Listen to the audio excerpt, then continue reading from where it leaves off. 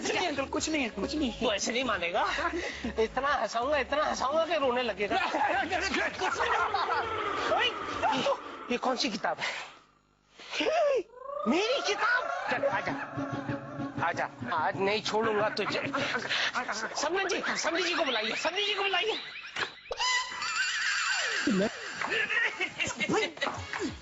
कहाँ जा रही हो? भैया उधर देखो। चल चल। नहीं अंकल। अंकल ने राजू को पकड़ लिया है और वो जिद कर रहे हैं कि उनको पिताजी को देखने का है। और माँ ने भगा मार दिया कि पिताजी रूम के अंदर ही है।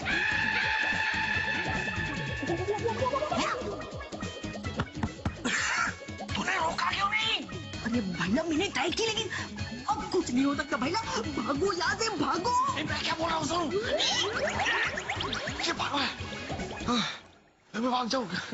नहीं छोड़ूंगा। चल अंदर। अंकल अंकल अंदर चल।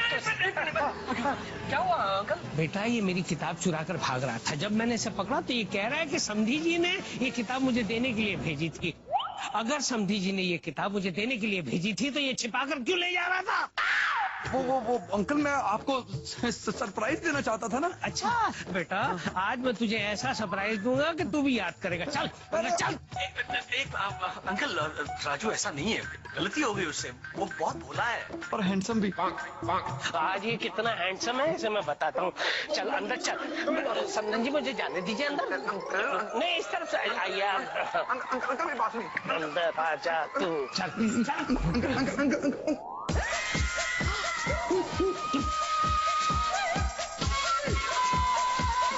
अंकल जी,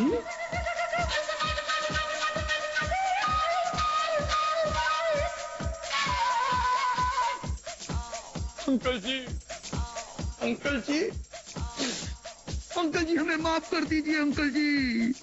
मेरे दो पति। अंकल जी,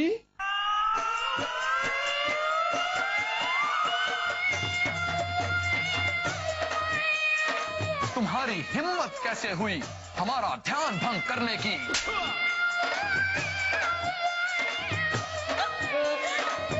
हमने नहीं किया। वो अंकल हमें यहाँ पर जबरदस्ती पकड़ कर लाए हैं। समधी जी, आखिर ऐसा कौन सा काम आन पड़ा था जो आपको हमारा ध्यान भंग करना पड़ा? बात ही कुछ ऐसी है समझी। एक मिनट अंकल। क्या है? पिताजी का ध्यान भंग हो गया है ना, इसीलिए वो बहुत क्रोधित हो गए हैं और वो अपनी क्रोधित मुद्रा किसी को दिखाना नहीं चाहते। आप मत जाइए, यहीं से बात कीजिए। समधी जी, आपका ध्यान भंग करने के लिए मैं आपसे माफी मांगता हूँ, लेकिन दरअसल बात ही कुछ ऐसी है। ये राजू ने मेरी किताब चुराई थी और मुझे कह रहा था कि ये किताब आपने रखी थी और आपने ही उसे दी थी मुझे देने के लिए। सच कह रहा था राजू। वो तो कभी झूठ बोल ही नहीं सकता, क्योंकि वो बेचारा तो कितना हैंडसम है। हमने ही उसे भेजा था आपके पास किताब लौटाने के लिए। अच्छा, तो फिर उसने किताब छुपाई क्यों? वो आपको सरप्राइज देने के लिए। हमने ही कहा था कि जो आदमी आपसे नाराज हो उसे सरप्राइज दो तो वो आपसे खुश हो जाता है। ओह अच्छा अच्छा अच्छा, ये बात थी। आई एम सॉरी समधी जी, मेरी वजह से आज आपका ध्यान भंग हो गया। अरे नहीं नहीं अंकल, गलती तो मुझसे हुई है, मुझे माफ कर दीजिए।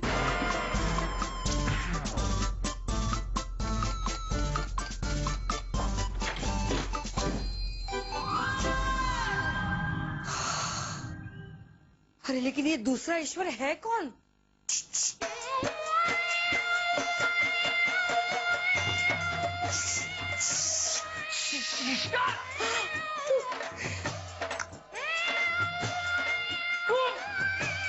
अरे थैंक यू, क्या बचा लिया तुमने, क्या बचा लिया, थैंक यू वेरी मच। अरे जाने भाईड़ा, एक तो बेन से राखड़ी भी बंधवाता है और ऊपर से थैंक यू भी बोलता है। ए क्या भाईला, तेरे को शर्म नहीं आती? नहीं आई मीन, अरे शर्म छोड़, पहले तो मुझे गुस्सा आया था। मुझे लगा कि ऐसा लगा नहीं कि कैसी बहन है ये, एन मौके पे। और नहीं तो क्या। तू भाग रही थी तुलिका? ये हमें कितनी तकलीफ से सब कुछ संभाल रही थी और तू है कि भाग रही थी। बोलो, आप संभाल रही थी? अगर आप संभालती ना तो इसके साथ साथ हम सबको भागना पड़ता है यहाँ से। मैंने संभाला या मेरी बेटी ने संभाला, एक ही तो बात है। Thank you, thank you. जल तू जलाल तू आई वाला को टाल तू, जल तू जलाल तू आई वाला को टाल तू। तांबे के लोटे साहब, इनसे कहिए हमारे साथ ऐसा खेल ना खेले, हमें बिल्कुल पसंद नहीं है। ना पल्लवी शाह, हम तुम्हारे साथ कोई मजाक कोई खेल नहीं करता है। एक्चुअली क्या है, यही जो अभिमंत्रित जल है ये हमको कुकुड़कू बाबा ने दिया है। यही जल छिड़कने से भूत प्रेत का असर नहीं होता है। ढलती हुई शाम साहब, इनसे कहिए हमें भूत प्रेत की बातों से कोई डर नहीं लगता। अरे पल्लवी शाह, हमको भी भूत प्रेत से डर और नहीं लगता था, किंतु तुम्हारा कसम खा के बोलता है, हमने उषा आंटी का आत्मा को अपना आप से देखा है। और जरूर वो आत्मा कोई शरीर ढूंढ रहा है प्रवेश करने के लिए। इसी के लिए हम बोलता है तुम ऐसा बाहर अकेले मत घूमो, अगर वो प्रेत ने तुमको पकड़ लिया तो। पता साहब, इनसे कहिए ये अपना ख्याल करें, हम अपना ख्याल खुद रख लेंगे। अरे पल्लवी शाह, हमको हमारा बहुत ख्याल है, इसी के लिए हम तुमको बोलता है ऐसा बाहर में अकेला मत घूमो, अगर तुमको कुछ हो गया तो फिर हमारा क्या होगा। लोटे में पड़े पानी साहब, जरा इनसे पूछे क्या इन्हें सचमुच हमारा इतना ख्याल है। अरे पल्लवी शाह, कैसा बात करता है तुम? हम तो तुमको कल ही प्रूव कर दिया था कि तुम्हारा हमारा ख्याल कितना मिलता है। बल्कि हम तो यही बोलता है कि हम दोनों दो जिस्म है एक जान है। कॉलर साहब, इनसे कहिए बहुत बहुत शुक्रिया।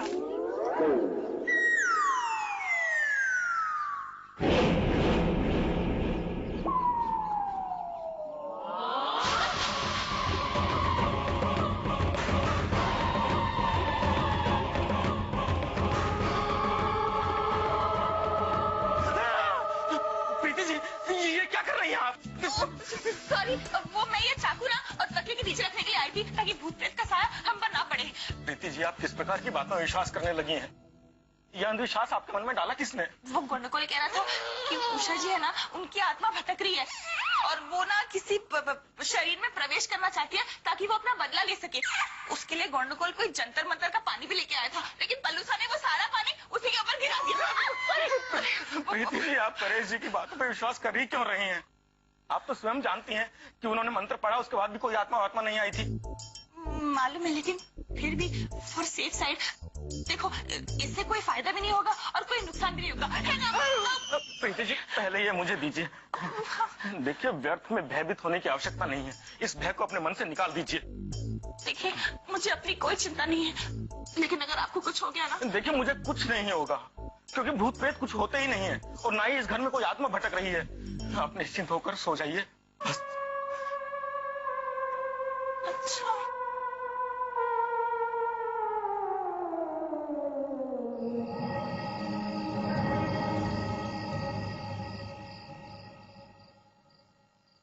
ये अदा भी ना कितनी बार का है, पानी का जग भर के रखा करो, पर नहीं, जब देखो भूल जाते।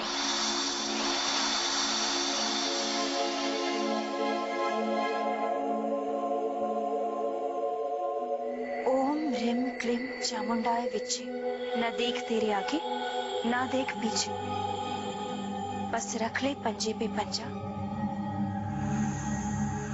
और बुला ले आत्मा को ऊपर से नीचे।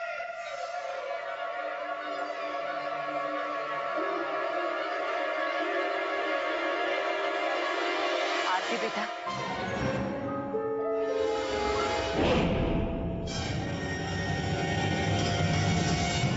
आरती बेटा, मेरे पास आओ। आओ बेटा, मुझे तुमसे कुछ कहना है, एक ऐसा सच जो किसी को नहीं पता। आओ बेटा, मेरे पास आओ।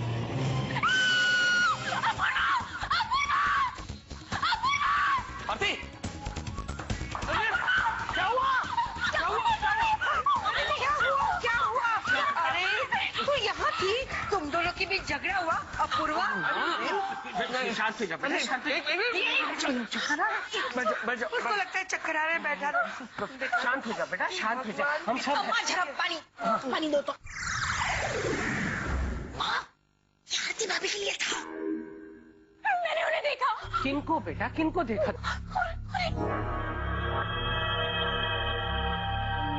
किनको? प्रीति पल्लवी को?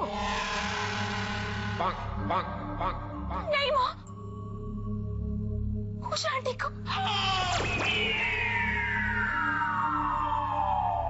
वो यहाँ आई थी, मुझसे कह रही थी वो मुझे कुछ ऐसा बताना चाहती है जो किसी को नहीं पता, कोई ऐसा सच जो किसी को नहीं पता। देखा पंकज दादा, हम बोला था कि वो उषा आंटी का आत्मा इधर ही घर में घूमता है। अपूर्व को बोला, वो मानता ही नहीं हमारी बात, तुम भी नहीं माना। कहाँ गई वो, किस तरफ गई?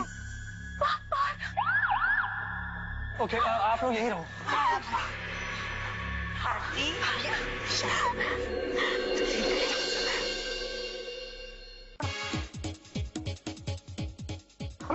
मालकिन मुझे माफ कर दो, मालकिन मुझे माफ कर दो, मालकिन मालकिन मुझे माफ कर दो, मुझे माफ कर दो मालकिन। मैं हरिराम हूँ, मैं हरिराम हूँ। हरिया साहब, मैं हूँ अपूर्व। अपूर्व अंकल, क्या हुआ? हरिराम क्यों चिल्ला रहे हो? मालिक, अभी मैंने मालकिन का भूत देखा। इधर से जाते हुए उधर की तरफ गई वो देखिए, वो देखिए।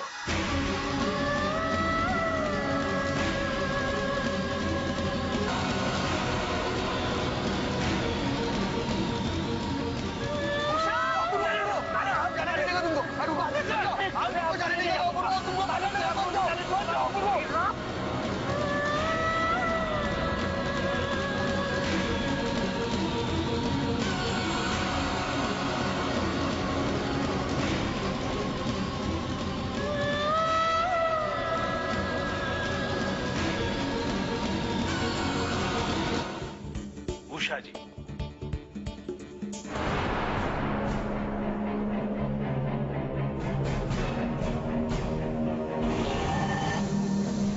थे कि आत्मा आती है, और आपने भी बिना इसको पढ़े इस यंत्र को आदर्श बनाकर खामखा उषा जी की आत्मा को खड़ा कर दिया। खामखा डर गए आप लोग। डॉक्टर साहब, हमारी तो समझ में ही नहीं आता कि हमारे मन में क्या चल रहा है। रिलैक्स रिलैक्स, क्या है ये सब आपकी कल्पनाओं के अंदर बसा हुआ है, बस, और कुछ नहीं।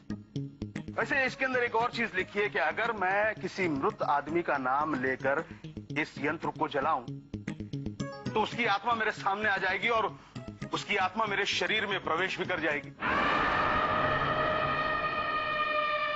अब आप लोग मुझे ये बताइए कि ये करने के लिए कोई तैयार है?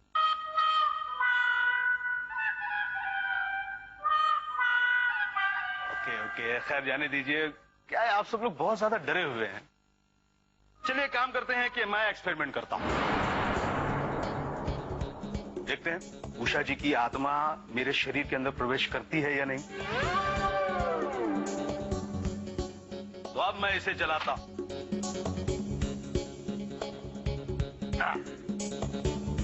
उषा जी,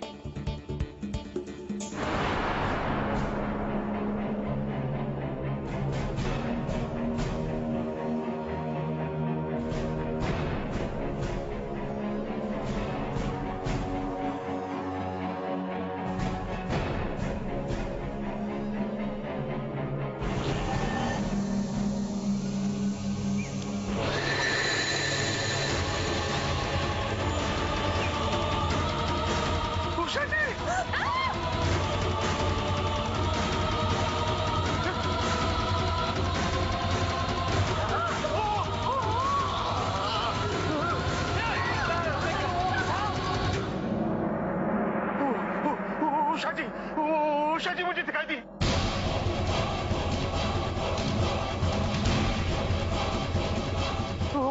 मुझे जिंदा नहीं छोड़ेगी, वो मुझे मार डालेगी, वो मुझे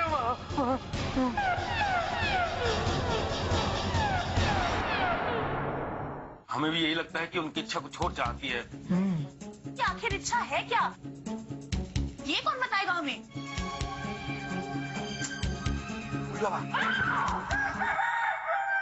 कुकड़ू बाबा, क्या? कुकड़ू बाबा?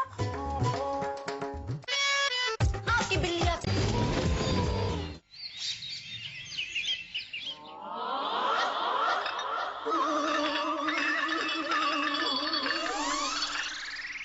हरिराम, क्या हुआ? मालिक, हाँ, तबीयत तो ठीक है ना? नहीं, थोड़ा सा जुकाम हो गया था इसलिए ये नाश ले रहा था। क्या बात है हरिराम, इतना क्यों कांप रहे हो? क्या हुआ?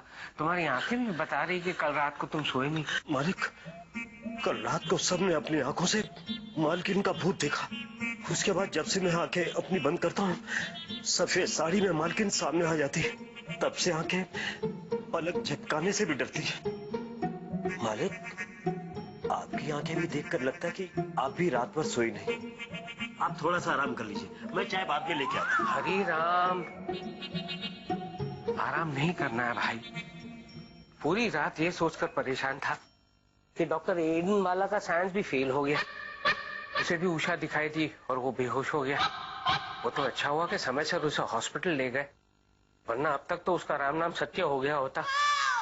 मेरी समझ में ये नहीं आ रहा है कि ये उषा की आत्मा भटक क्यों रही? मालकिन की कोई इच्छा अधूरी रह गई होगी, इसीलिए उनकी आत्मा सबको दिखाई दे रही है। अधूरी इच्छा? अगर उसकी कोई अधूरी इच्छा रह गई है तो फिर वो सामने क्यों नहीं आती? और जहां तक मुझे याद है हरिराम, उसकी हर इच्छा मैंने पूरी की है। भूतों और इंसानों में यही तो फर्क होता है। क्या? भूतों के पास शरीर नहीं होता, उन्हें अपनी इच्छा बताने के लिए शरीर जैसा कोई जरिया या माध्यम चाहिए होता है। माध्यम मतलब? माध्यम को अंग्रेजी में कहते हैं मीडियम। माध्यम अर्थात मीडियम। अच्छा, लेकिन कौन सा medium? English medium, Hindi medium, Gujarati medium, कौन सा वाला? मीडियम मतलब स्कूल वाला मीडियम नहीं, बॉडी वाला मीडियम। मीडियम? अच्छा, मतलब लार्ज, मीडियम, स्मॉल वाला मीडियम। लेकिन उषा जी मीडियम वाली बॉडी क्यों ढूंढ रही है? ओह माजी, तुम भीषण गंडगोल करता है। अरे एक्चुअली बात यही है कि वो जो उषा जी है ना, उनका आत्मा एक तो जिंदा आदमी का बॉडी ढूंढता है ताकि उसका बॉडी में प्रवेश करके वो अपना दिल का बात कह सके। इसमें ये हिंदी, इंग्लिश, मराठी, गुजराती मीडियम और ये स्कूल किधर से आ गया? उनको खाली एक तो बॉडी चाहिए जिसमें प्रवेश करके वो दिल का बात बोल सके। अच्छा, तो जरिया बोलो ना। ये क्या मीडियम, माध्यम ये करके मुझे कंफ्यूज कर रहे हो? या परस भाई, या मीडियम की बात है ना, आपने 100% साची बोली। ओके। हमारे कबीले में एक बेला नाम की लड़की रहती थी और उसके शरीर में भूत घुस गया और वो नुक्कड़ वाला हलवाई है ना, वो पागल हो गया। बेला है ना, उसको मिठाई बिल्कुल पसंद नहीं थी, उसको ना चटपटा खाने का शौक था। ओके, आलू चाट ने, पापड़ी चाट ने, फलाना चाट ने, ढिकना चाट, बस वो ही खाती रहती थी। लेकिन जब से वो भूत उसके शरीर के अंदर घुस गया ना, वो 5 से 6 किलो रबड़ी ऐसे चट कर जाती थी, बोलो। और ना मिलने पर वो हलवाई की दुकान लूट लेती थी, बोल। तो मिठाई तो वो भूत अपनी इच्छा पूरी करने के लिए खा रही थी, लेकिन खा खा के मोटी तो बेचारी बेला हो रही थी ना। और एक दिन ऐसे ही खा खा के मोटापे की वजह से वो बेला बेचारी ऑफ हो गई। हे भगवान, अब पता नहीं उषा जी किसकी बॉडी को जरिया बनाएगी। हाँ यार, और मुझे तो मीठा पसंद भी बहुत है। हाँ यार, और उस रात वो फ्रिज के पास ही खड़ी थी। इसका मतलब ये हुआ कि वो भी कुछ खाने ही आई थी। अधूरी इच्छा वाली आत्मा सा, माँ से कहिए, हमें नहीं लगता उषा जी की आत्मा सिर्फ कुछ खाने के लिए ही इतनी परेशान हो रही है। हाँ, क्योंकि इच्छाएं भिन्न भिन्न प्रकार की होती हैं और हमें भी यही लगता है कि उनकी इच्छा कुछ और चाहती है और हमें अति शीघ्र उनकी इच्छा पूर्ति करनी चाहिए, अन्यथा वो हमारी रातों की नींद और दिन का चैन नष्ट कर देंगी। नष्ट कर देंगी। हाँ, लेकिन इच्छा पूरी करने के लिए हमें ये भी तो पता चलना चाहिए कि आखिर इच्छा है क्या। ये कौन बताएगा हमें?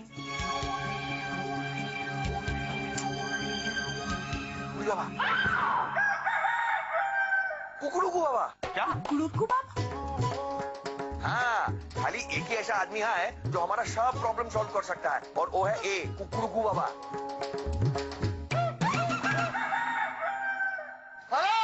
निरंजन